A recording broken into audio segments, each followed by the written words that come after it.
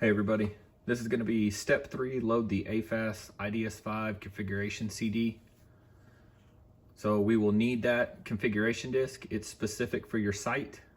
You should have already had this on hand or contacted us to send you the file that you need to create the disk off of. If you have no idea what I'm talking about, give us a call at the help desk. Otherwise, we're going to go ahead and put the disk into our drive. We'll go ahead and log in. You only have the option to log in as an admin at this point.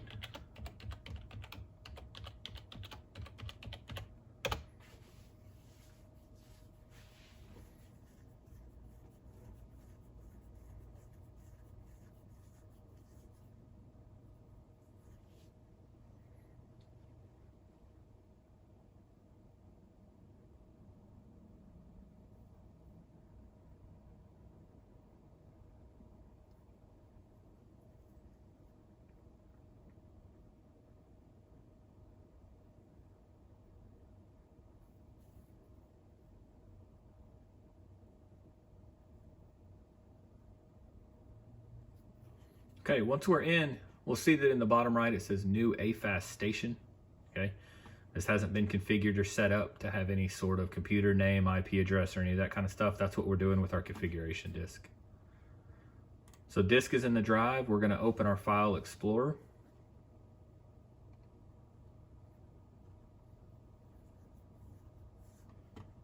We're going to navigate to our configuration disk.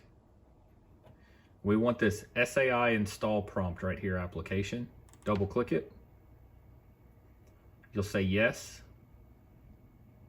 This will be a list of all the workstations in your database here. So we're just going to choose the workstation we don't want this one to become.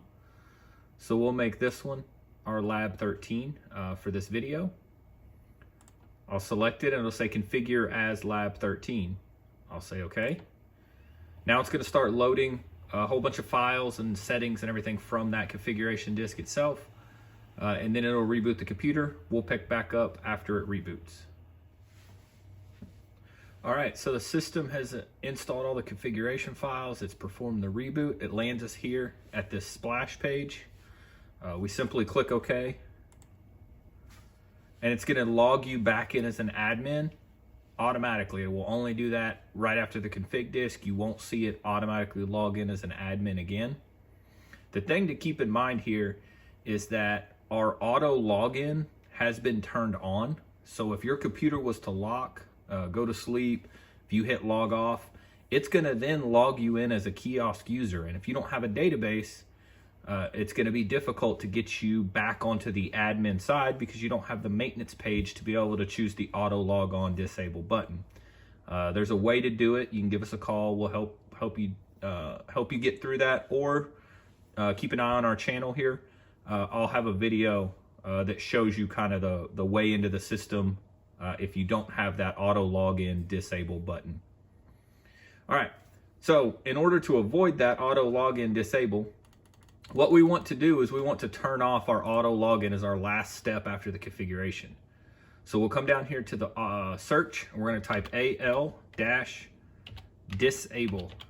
You have to type in the full thing for this run command to show up, al-disable. We'll click that.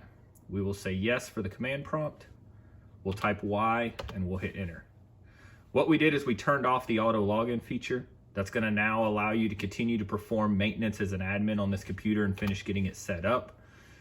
Pull in your database, all the different steps that we're going to do here shortly.